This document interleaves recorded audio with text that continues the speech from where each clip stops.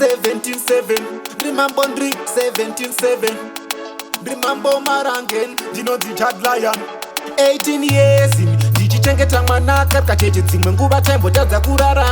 all those bills, education and food nasi mota ndisi baba vevana DNA yazviprova kuti mwana asi wangu asi handidi naye asi wangu weropa asi atori mwana wangu ndini ndakakura naye DNA yazviprova kuti mwana asi wangu asi handidi naye asi wangu weropa asi atori mwana wangu ndini ndakakura naye kuchikoro aimbodzinga teta mwedzi wese pamba tisina kudya chingwa pambo mumaraini ndakapfeka masilipas ndichiti dangwe rangu rigopfeka masinika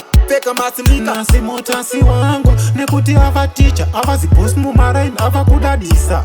kukura kwake hamuchatarisa shiriro yenyu kutipesanisa DNA yazviprova kuti mwana asi wangu asi handidi naye asi wangu weropa asi atori mwana wangu ndini ndakakura naye DNA yazviprova kuti mwana asi wangu asi handidi naye asi wangu weropa asi atori mwana wangu ndini ndakakura naye inini ndini wekurima vamwe vongokohwa ndini wekukanga vamwe vonokora inini ndini wekushanda vamwe vongohora ndini ndachengeta vamwe vongotora ndikavhunga dzimwe nguva ndichironga naye future nditerera mwanangu pfumi wese ndichakupa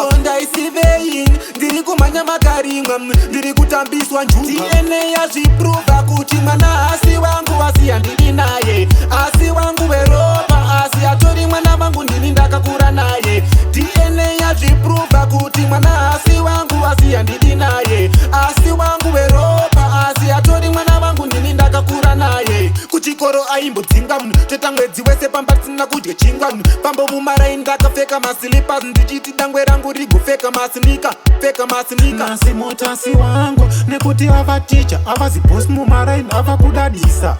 kukura kwake hamuchatarisa shiriro yenyu kutipesanisa DNA yazviprova kuti mwana asi wangu asi handidi naye asi wangu weropa asi atori mwana wangu ndini ndakakura naye DNA yazviprova kuti mwana asi wangu asi handidi naye asi wangu weropa asi atori mwana wangu ndini ndakakura naye inini ndini wekurima vamwe vongokohwa ndini wekukanga vamwe vonokora inini ndini wekushanda vamwe vongohora ndini ndachengeta vamwe vongotora ndikavhunga dzimwe nguva ndichironga naye future nditerera mwanangu pfumi wese ndichakupa ondaisivein ndiri kumhanya makarimwa ndiri kutambiswa njuga DNA yazviprova kuti mwana asi wangu asi handidi naye asi wangu weropa asi atori mwana wangu ndini ndakakura naye DNA yazviprova kuti mwana asi wangu asi handidi naye asi wangu weropa asi atori mwana wangu ndini ndakakura naye